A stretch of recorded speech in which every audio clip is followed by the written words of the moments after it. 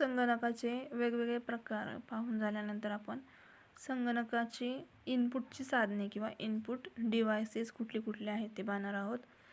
Input, process आणि output या कार्यक्रमात संगणकाला इनपुट पुरवण्यासाठी आणि त्यावर प्रक्रिया करण्यासाठी साधनांची गरज असते. मग हे जे डिव्हाइसेस असतात किंवा संगणकाला आपण जी काही माहिती किंवा सूचना देण्यासाठी वापरली जाणारी साधने असतील किंवा डिव्हाइसेस असतील तर त्यालाच आपण इनपुट डिव्हाइसेस असं म्हणतो. मग संगणकाचे काही असे महत्त्वाचे इनपुट डिव्हाइसेस आहेत की त्यांचा आपण या पॉईंटमध्ये अभ्यास करणार आहोत. आता यातलं पहिलं इनपुट डिव्हाइस आहे माऊस. आता माऊसचा जर आपण विचार केला तर संगणकाच्या मॉनिटरवर असलेले जे काही ऑप्शन्स असतात त्याचा वापर माऊसच्या आधारे आपण करतो. मग हा माऊस जो आहे तर तो वायरनं सिस्टीम युनिटला जोडलेला असतो. अलीकडं बाजारात बिनतारी माऊस किंवा वायरलेस माऊस देखील उपलब्ध होऊ लागलेले आहेत. त्यानंतर माऊसला 2 किंवा 3 बटणे असतात आणि त्यापैकी डाव्या बाजूचं बटन हे सर्वाधिक वापरलं जातं. त्यानंतर या प्रकारात डाव्या आणि उजव्या या 2 बटनांच्या मध्ये चाक असतं की आपण संगणकाच्या स्क्रीनवरती सहजपणे वरून खाली किंवा खालून वर जाण्यासाठी या चाकाचा उपयोग करतो. त्यानंतर ऑप्टिकल या अद्ययावत माऊसमध्ये माऊस बॉलऐवजी प्रकाश फेकणाऱ्या घटकांचा देखील वापर केलेला असतो. त्यातून परावर्तित होणारे जी प्रकाश किरणं आहेत तर या किरणातील बदलांच्या आधारे या माऊसचं कार्य चालतं. त्यानंतर सपाट पृष्ठभागावरती ज्यावेळेस तुम्ही माऊस चालवता त्यावेळेस संगणकाच्या स्क्रीनवर एक बाणसदृश्य चिन्ह माऊसच्या हालचालीनुसार हलताना दिसतं आणि यालाच आपण माऊस पॉइंटर असं म्हणतो. त्यानंतर माऊस कोणत्याही पृष्ठभागावर चालवण्याऐवजी नेहमी माऊस पॅडच वापरावं लागतं.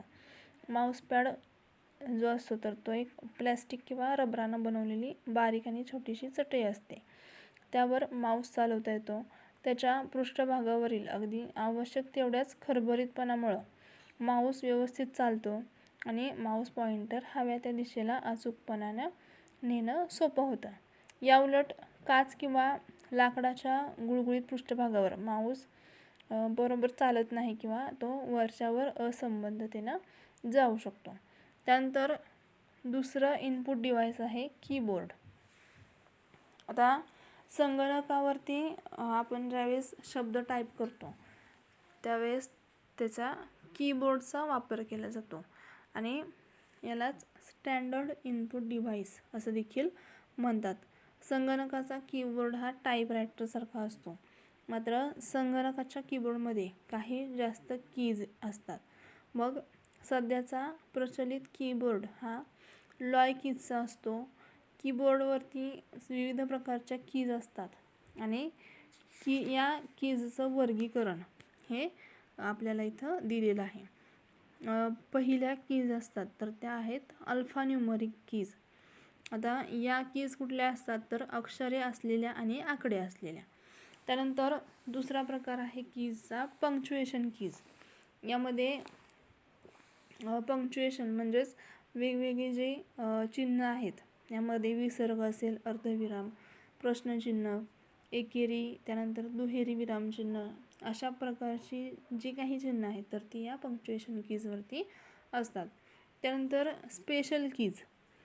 आता यामध्ये ॲरो कीज, त्यानंतर कंट्रोल कीज आणि फंक्शन कीज की ज्या F1 ते F12 या ज्या कीज असतात तर त्या वेगवेगळी कामंही वेळोवेळी पार पाडताना दिसून येतात. त्यानंतर आता यामध्ये जर आपण एखादं काम करायचं असलं, उदाहरण घ्यायचं झालं तर एखाद्या वर्ड प्रोसेसरमध्ये एंटर की दाबली की नवीन परिच्छेद सुरू होतो. मात्र कमांड लाईनमध्ये ती दाबल्यास एक कमांड पार पाडली जाते.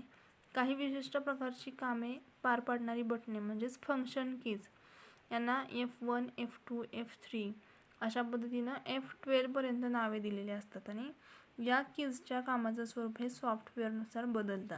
बहुतांश सॉफ्टवेअर्समध्ये F1 कीचं काम हे सॉफ्टवेअर वापरताना येणाऱ्या अडचणी निवारण्याचं असतं. प्रोव्हाइड हेल्प असे या कीजला म्हटलं जातं. त्यानंतर संगणकामध्ये साठवता येणारी माहिती आणि सूचनांना सॉफ्टवेअर असं म्हणतात. संगणकाच्या पडद्यावर जिथं शब्द टाईप करताना दिसतात त्या बिंदूला इन्सर्शन पॉईंट असं म्हणतात. त्यानंतर हे सगळे झाले कीजचे प्रकार. त्यानंतर तिसरं इनपुट डिव्हाइस आहे स्कॅनर. आता स्कॅनरचं काय काम असतं तर एखादं चित्र किंवा छायाचित्र जे आहे तर ते संगणकामध्ये हुबेहूब नक्कल करण्यासाठी स्कॅनरचा उपयोग केला जातो. उदाहरण घ्यायचं झालं तर तुमच्या शाळेमध्ये पार पडलेला एखादा कार्यक्रम याचा अहवाल तुम्हाला तयार करायचा असला तर तुम्ही कार्यक्रमाची छायाचित्रे त्या संस्थेचं बोधचिन्ह वापरून किंवा स्कॅन करून त्यात टाकू शकता. त्यानंतर पुढचं इनपुट डिव्हाइस आहे मायक्रोफोन. आता संगणकामध्ये ध्वनी मुद्रित करण्यासाठी मायक्रोफोनचा उपयोग होतो.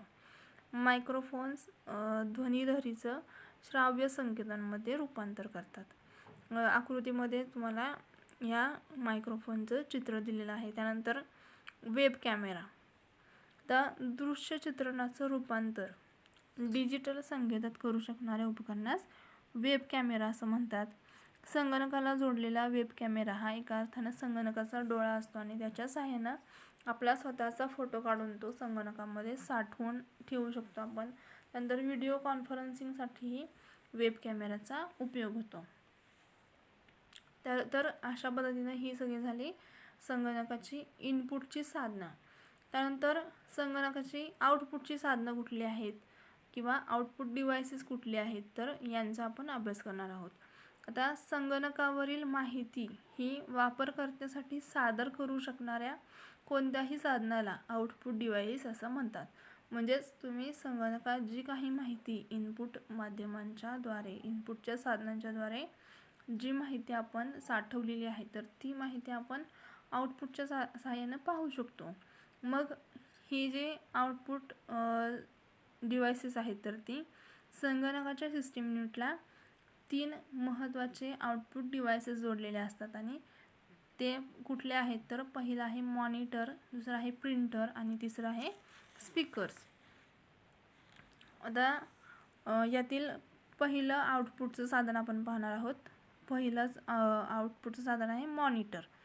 आता संगणकाचा मॉनिटर जो आहे तर तो लहानशा TV सारखा असतो आणि TVच्या पडद्यापेक्षा संगणकाच्या मॉनिटरचं जे रिझोल्यूशन असतं तर ते कित्येक पटीने जास्त असतं.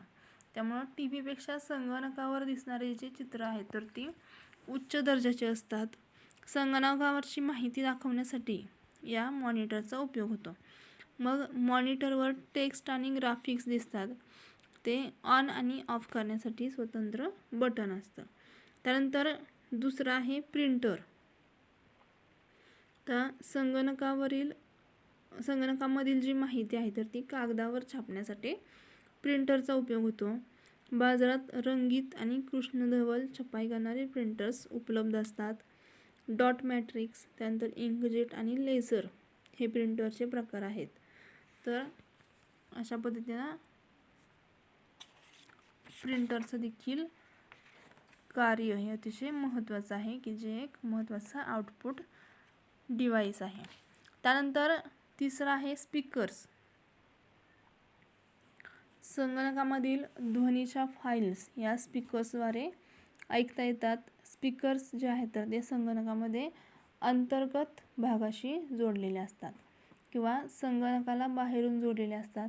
उच्चारलेला शब्द, संगीत आणि ध्वनी याचे परिणाम ऐकण्यासाठी देखील स्पीकर्सचा उपयोग होतो. तर अशा पद्धतीनं हे जे स्पीकर्स आहेत तर ते एक आउटपुटचं डिव्हाइस आहे.